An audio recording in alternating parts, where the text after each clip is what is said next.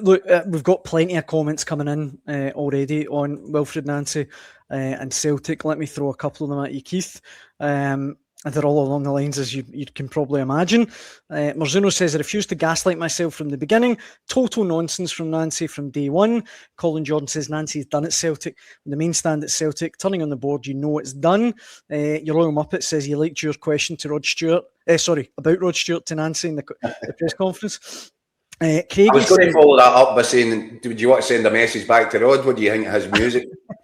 I thought it was neither the time or place, and I could see that Big Wolf, that he was starting to get a bit angry. So I didn't think it was a time for jokes. Aye. Craigie says, if Nancy isn't sacked tomorrow, we'll finish 4th this season.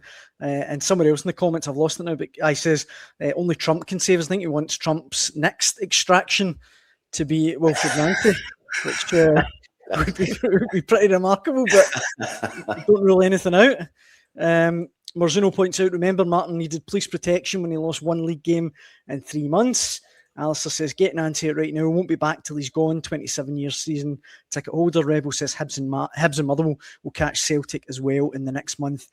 That's extremely possible, by the way. How on earth, right, could they... I mean, I don't deny that you're right. They are going to double down and stick with him. But how can they? I mean, this is just getting ridiculous now. Because to do anything else would be to accept that they're culpable for this, that they've made the mistakes.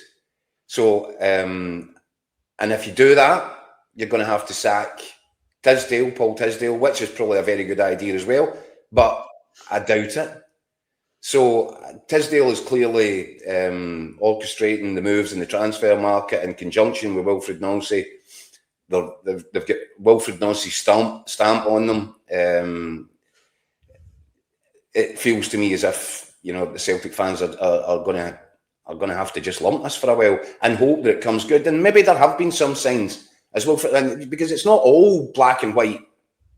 Wilfried Nancy has been talking about he's seen some good stuff. I find that difficult to follow, to be honest.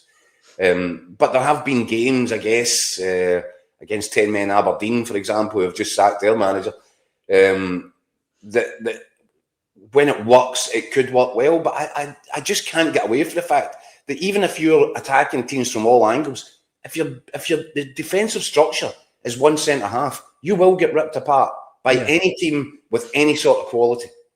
And you saw that.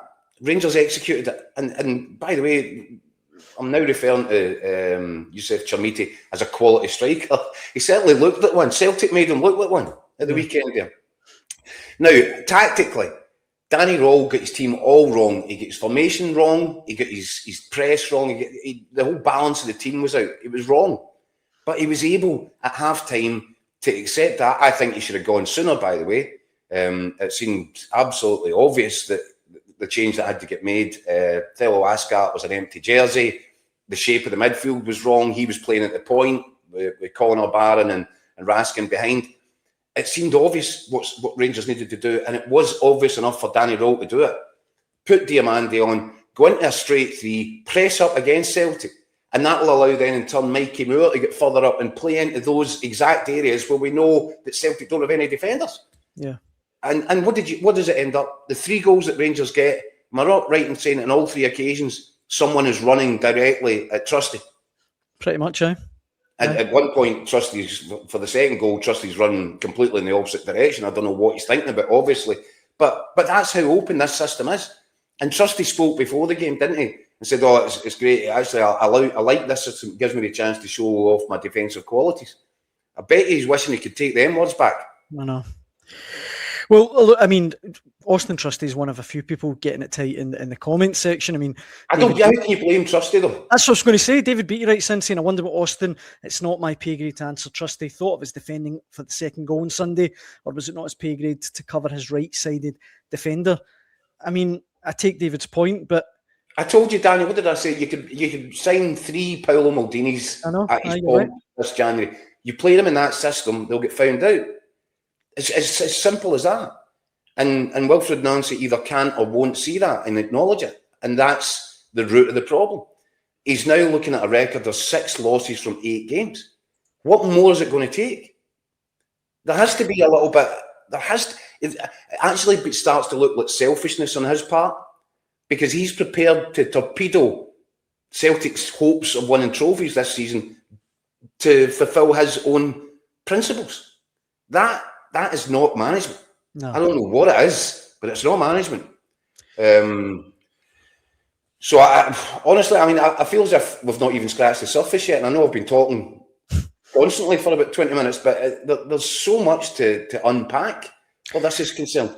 And what you've got to say about the weekend is that Danny Rowe, pragmatic, realises he got it wrong, made the changes, put it right, and as soon as he made those changes, I was going to say Rangers weren't great in the second half, but they were miles better than Celtic.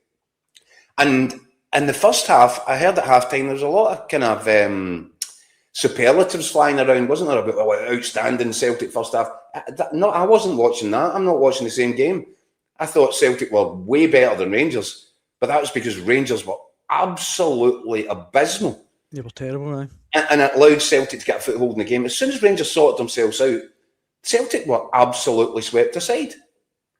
And in-game management. So even if Wilfried Nancy is not prepared to sacrifice or change, and this is the way he wants to go into games, he has to be magnanimous enough when it's not working out and he sees it's not working out to think, I need to make a change.